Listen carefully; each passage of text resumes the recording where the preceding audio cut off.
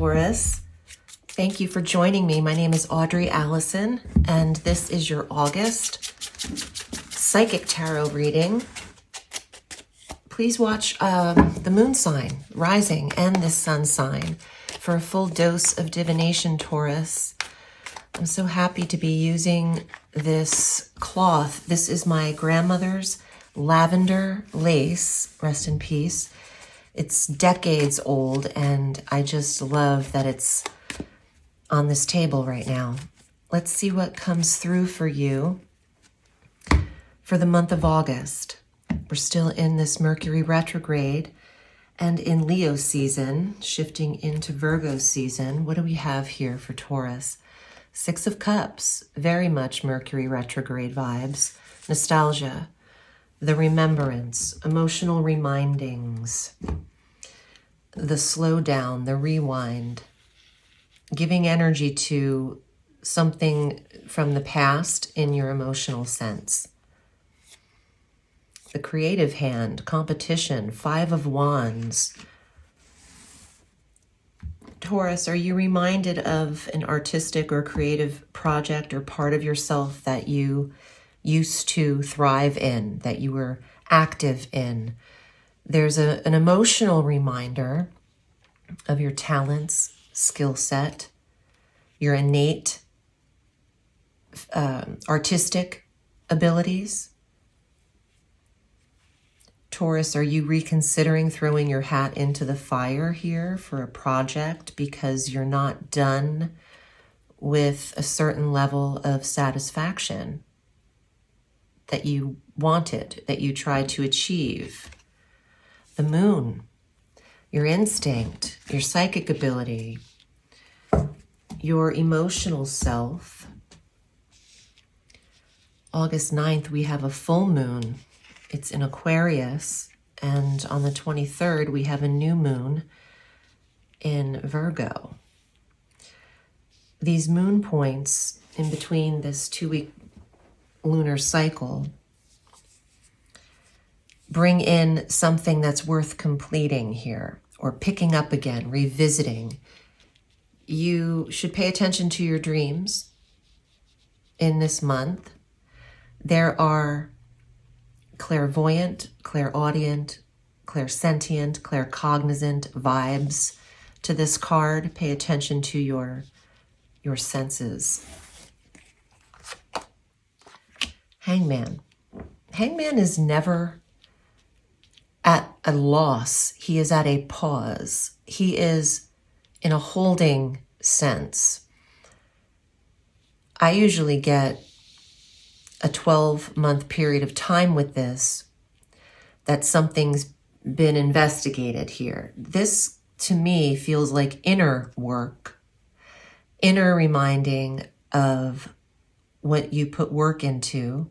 You could pick something up in a competitive field because you were passionate about it and rework it for a year. Or you've been in the process of it, reminded heavily in the retrograde, and taking your time with privately, quietly, in a still way, developing this behind the scenes. Shared resources, investment, loans, partnership, getting the finances for something to start moving it forward again. A strong belief, a financial belief in what you're doing. Having the, putting money where your mouth is. Now you have the access and capability to rework something in a positive way, and keeping all of the strategy to yourself is important, but knowing when to ask for help, knowing when to look into getting an assistant or delegating your responsibilities. Two of Wands. Business partnership, equally passionate about something. Now, I want to look at this a little bit differently. If you are connecting with someone in an attraction from the past, that could maybe be a Pisces or a Cancerian energy, Doesn't have to be. The moon gives me that energy. It identifies as Pisces in the major arcana, but I see this little crab up here in the corner, and it reminded me of the sign of Cancer. Anyway, backtracking.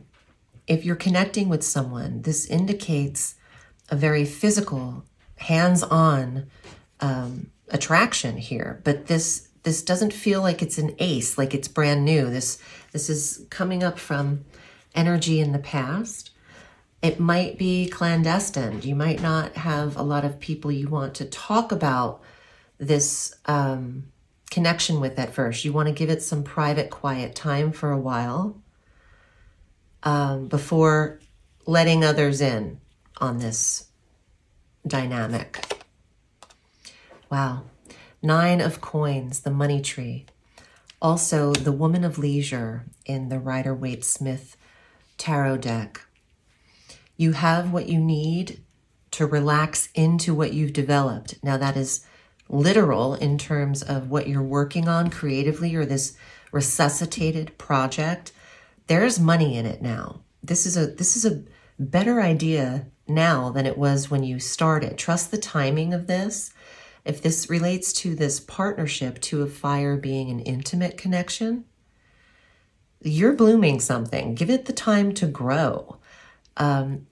Give it, maybe this is 4 seasons time. You're taking your time. I don't know if it has to be that long. It just feels like the slower the pace, the better. Wow, another growth card, the Obelisk. 7 of Coins. That's actually the money tree in the Rider-Waite-Smith deck. And in this deck, it's represented here, but the symbolisms are similar in both decks. The rise of the growth and rise of what you have originally planted, you get the growth of this, you get to the top. What is planted here grows. You can relax into your financial stability. August looks like there's a new money scheme in a good way, that this is being brewed. You can conjure up something more of a stronger passive income, even if this is in addition to a consistent job. It doesn't have to be. It could be that you pick up something that you put down, an idea, concept, or creative project that now has a heartbeat and is worth something much more than it was originally.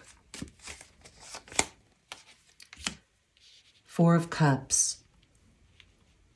Not every day has to be a fire flash of productivity.